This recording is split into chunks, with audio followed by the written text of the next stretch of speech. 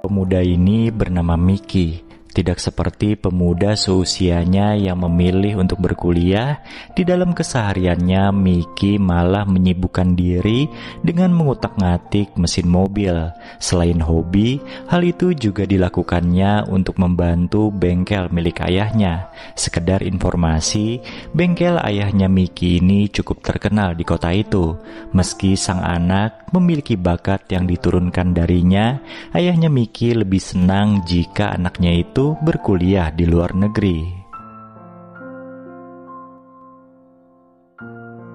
Suatu hari, bengkel mereka kedatangan seorang pelanggan cantik bernama Gabi yang ingin memperbaiki sensor bahan bakar di mobil sport miliknya.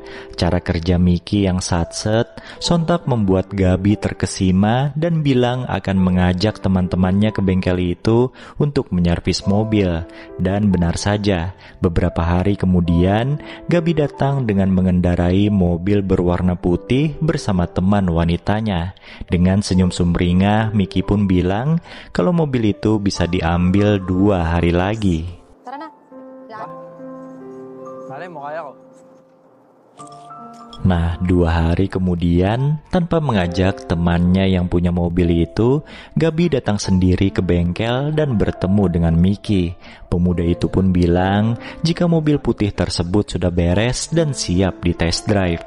Sembari menyetir, Mickey menjelaskan pada Gabi apa saja yang sudah ia lakukan pada mobil itu. Obrolan mereka pun jadi ngalor ngidul hingga ke pekerjaan Gabi yang katanya sebagai barista di sebuah kafe. Karena puas dengan pekerjaan Mickey, Gabi pun memberikan uang tip yang cukup banyak. Deserve mo yan. Sobra-sobra to.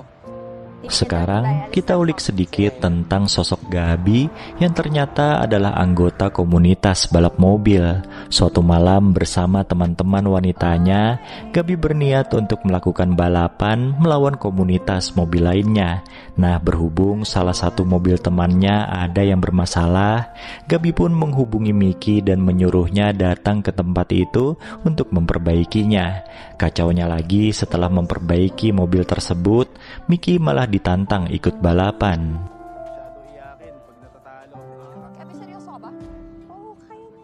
Karena menyangkut harga dirinya di depan Gabi, ditambah uang hadiahnya juga cukup besar, Mickey pun menerima tantangan itu. Entah lagi beruntung atau memang jago, Mickey akhirnya keluar sebagai pemenangnya. Kemenangan Mickey yang tidak terduga itu sontak membuat komunitas lawan jadi rugi besar. Pimpinan komunitas lawan yang bernama Archie lantas menuntut anak buahnya harus menang di balapan berikutnya. Keesokan harinya saat bengkel sudah tutup, tiba-tiba datang seorang gadis cantik menemui Mickey. Gadis bernama Dennis itu pun menjelaskan kalau dirinya adalah pemegang bendera start di balapan kemarin malam. Tujuan Dennis menemui Mickey adalah meminta tolong untuk memperbaiki mobilnya. Namun ternyata semua itu hanya alasan Dennis saja. Setelah mobilnya beres, Dennis kemudian menggoda Mickey hingga akhirnya mereka pun bermesraan di bengkel tersebut. Nah, setelah Dennis pulang, Mickey kembali kedatangan tamu yaitu Gabi. Ternyata gadis itu datang untuk memberikan bingkisan berupa spare part mobil yang diidam-idamkan oleh Mickey selama ini. Di sini nampak jelas kalau Gabi sebenarnya ada hati pada Mickey. Suatu hari ketika Mickey nongkrong dengan Gabi dan komunitas balap mobilnya, tiba-tiba polisi datang dan membubarkan mereka. Karena panik, Mickey pun akhirnya jadi numpang di mobilnya Dennis. Dan ujung-ujungnya mereka kembali bermesraan seperti tempo hari. Suatu malam, saat Miki sedang sibuk di bengkel, ia kedatangan sekumpulan pria dari komunitas mobil yang dikalahkannya kemarin.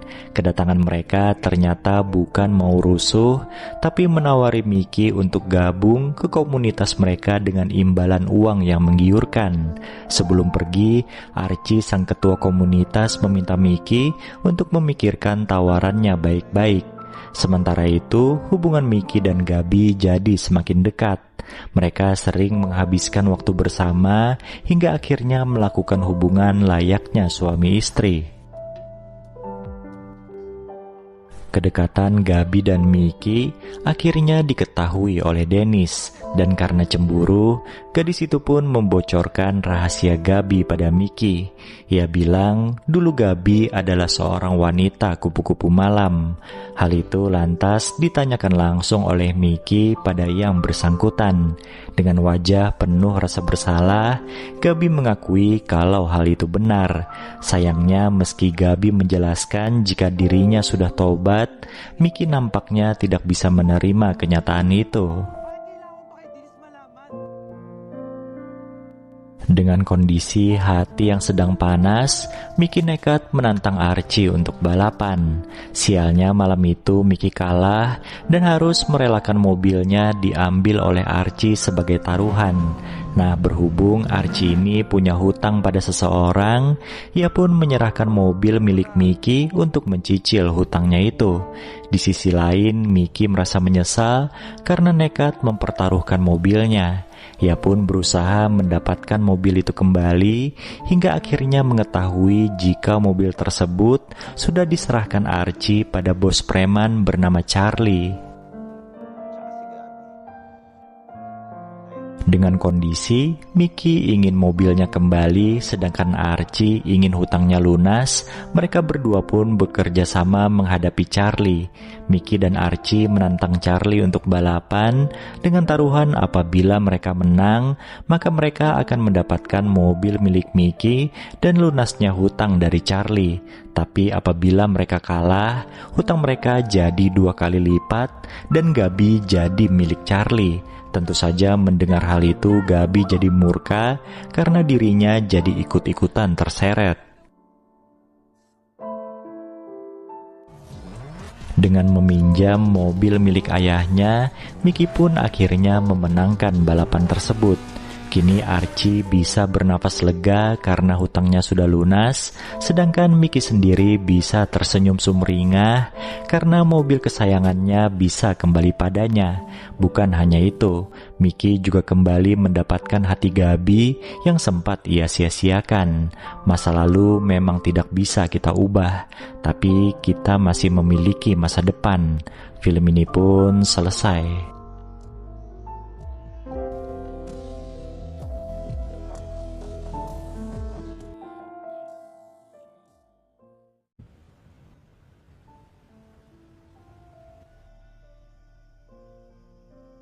Film dibuka dengan memperlihatkan seorang wanita cantik bernama Ligaya yang terbangun dari mimpi buruknya. Ligaya yang baru saja kehilangan buah hati di dalam kandungannya, bermimpi mendengar suara tangisan bayi. Mengetahui istrinya terjaga karena bermimpi buruk, Elmer sang suami pun berusaha menenangkannya. Berhubung hari itu adalah hari Minggu, Elmer yang sedang libur bekerja dengan senang hati membantu Ligaya di dapur. Tak lama kemudian datanglah mamanya Elmer yang langsung protes ketika melihat anaknya sedang memotong sayuran. Katanya Elmer sudah capek bekerja, masa juga harus mengerjakan pekerjaan rumah. Elmer pun menyahut kalau Ligaya adalah istrinya bukan pembantunya. Mamanya Elmer yang juga tinggal di satu kompleks perumahan itu nampak seperti mencari-cari kesalahan menantunya. Dia protes pada Ligaya yang ditudingnya tidak bisa menjaga kebersihan rumah. Di sini diketahui kalau rumah yang ditempati oleh Elmer dan Ligaya merupakan pemberian dari orang tua Elmer. Mamanya Elmer pun makin menjengkelkan dengan menyuruh Elmer berdiri dari kursinya dan membiarkan Ligaya memasak sendirian. Malam harinya, Ligaya berkeluh kesah pada Elmer kalau dia sedih dengan perlakuan ibu mertuanya. Ligaya menduga mamanya Elmer tak suka padanya karena dia adalah mantan pekerja kelab malam. Sambil tersenyum, Elmer pun menenangkan sang istri kalau mamanya bersikap seperti itu karena sedih kehilangan calon cucunya. Daripada galau tidak karuan, Elmer pun mengajak Ligaya untuk melanjutkan perjuangan mereka memiliki buah hati. Dugaan Ligaya kalau ibu mertuanya tidak suka pada masa lalunya nampaknya ada benarnya. Ketika sedang nongkrong bersama ibu-ibu kompleks lainnya di depan rumah Ligaya dan Elmer, wanita paruh baya itu selalu menjelek-jelekan sang menantu. Di hadapan Ligaya, mamanya Elmer selalu membahas masa lalunya sebagai pekerja kelab malam. Selain itu, mamanya Elmer juga sering membangga-banggakan anaknya sendiri yang katanya sangat rajin dan bertanggung jawab. Alam sa buhay. Ucapan mamanya Elmer tentang sang anak memang ada benarnya. Itu terbukti dengan diadakannya pesta promosi jabatan Elmer di sebuah diskotik. Sang bos menyanjung Elmer yang menurutnya beruntung dalam pekerjaan dan rumah tangga. Ternyata bosnya itu tahu kalau Ligaya istrinya Elmer merupakan mantan pekerja kelab malam tercantik dan terlaris dengan tarif mahal. Meski tersinggung mendengar perkataan itu, Elmer hanya bisa memendam emosinya saja. Malam itu ketika Elmer dan Ligaya sudah santai di rumah, keduanya nampak saling menjaga perasaan. Ligaya bilang kalau mamanya Elmer hari itu tidak ke rumah, padahal tadi siang wanita paruh baya itu menggunjing Ligaya bersama ibu-ibu kompleks lainnya. Di sisi lain, Elmer juga tidak membahas sindiran bosnya tentang Ligaya. Pria itu hanya bilang kalau pesta promosinya berjalan lancar. Melihat Elmer kelelahan, Ligaya pun berinisiatif memijatnya, kemudian dilanjutkan dengan layanan spesial lainnya. Suatu siang ketika Ligaya sedang pergi ke pasar, dia diganggu oleh seorang pria yang mengaku sebagai pelanggannya di kelab malam dulu. Untung saja saat itu ada seorang wanita yang melindungi Ligaya, dan dia ternyata adalah Lovina, mantan rekan kerja Ligaya di kelab malam. Ligaya pun mengajak Lovina mampir ke rumahnya untuk ngobrol-ngobrol. Setelah tahu permasalahan Ligaya dengan ibu mertuanya, Lovina pun jadi jengkel pada Elmer yang klemar-klemer di hadapan ibunya sendiri. Dari mulut Lovina terungkap kalau Elmer dan Ligaya pertama kali bertemu di kelab malam dan Ligaya nekat berhenti bekerja hanya untuk bisa bersama Elmer. Tak lama kemudian, Elmer yang jadi bahan pembicaraan pun pulang ke rumah dan mencueki Lovina ketika wanita itu menyapanya. Makin jengkel, Lovina akhirnya pamit pulang pada Ligaya. Malam harinya ketika makan malam bersama Elmer di rumah, Ligaya menegur sang suami yang menurutnya tidak sopan pada Lovina yang sedang bertamu. Elmer bilang kalau dia kurang suka pada cara berpakaian Lovina yang terbuka. Mendengar hal itu, Ligaya jadi tersinggung. Dia pun mengingatkan Elmer kalau istrinya ini juga pernah bekerja di kelab malam. Tidak semua orang yang bekerja di sana itu buruk. Dengan membelikan cemilan kesukaan Ligaya, Elmer membujuk sang istri yang sedang ngambek. Dia mengaku ucapannya tadi salah dan bergurau sampai Ligaya tersenyum dibuatnya. Ujung-ujungnya sama seperti sebelumnya, mereka menutup malam itu dengan bermesraan. Keesokan harinya, Elmer dan Ligaya yang sudah berbaikan terlihat sedang duduk-duduk santai di depan rumah. Kala itu Ligaya mengingatkan kalau nanti malam Elmer ada janji datang ke ulang tahun bosnya. Okay nga lang po ako. Malam itu di diskotik, bosnya Elmer yang sedang mabuk pun berulah. Di hadapan Elmer, pria itu bilang kalau semua pria yang ada di sana pernah mencicipi Ligaya. Elmer sontak emosi dan langsung memukul bosnya itu. Tanpa pikir panjang, sang bos pun langsung memecat Elmer dan akan memblokir semua lamaran kerjanya agar tidak diterima dimanapun. Dengan wajah murung, Elmer pulang ke rumah disambut oleh Ligaya yang sedang menunggunya di ruang tamu. Elmer bilang kalau dia mengundurkan diri, tapi Ligaya jangan cemas karena pasti banyak perusahaan yang ingin merekrutnya. Tanpa banyak tanya mengenai permasalahan suaminya di kantor, Ligaya lebih memilih untuk menghilangkan stresnya. Dan kita semua pasti tahu apa yang akan dilakukan pasangan ini kalau malam-malam. Itulah penghilang stresnya. Ucapan mantan bosnya Elmer tadi ternyata bukan omong kosong. Sampai beberapa minggu kemudian, Elmer masih belum mendapatkan pekerjaan baru. Di saat Elmer dan Ligaya berusaha menghemat pengeluaran mereka, datanglah mamanya Elmer dengan membawa bahan pokok serta uang untuk anaknya. Wanita paruh baya itu heran kenapa anaknya yang merupakan lulusan terbaik susah dapat pekerjaan. Dia pun langsung menuding Ligaya sebagai pembawa sial di rumah itu. Baka minalas lang, ma. Melihat sang suami kesusahan mencari kerja, Ligaya berinisiatif untuk membantunya. Dia pun meminta izin pada Elmer untuk bekerja. Namun, suaminya itu malah emosi dan menuding Ligaya akan kembali bekerja di kelab malam. Mendengar hal itu, Ligaya tidak mau kalah sewot. Siapa yang bilang mau kembali ke sana? Dia hanya ingin bekerja yang wajar.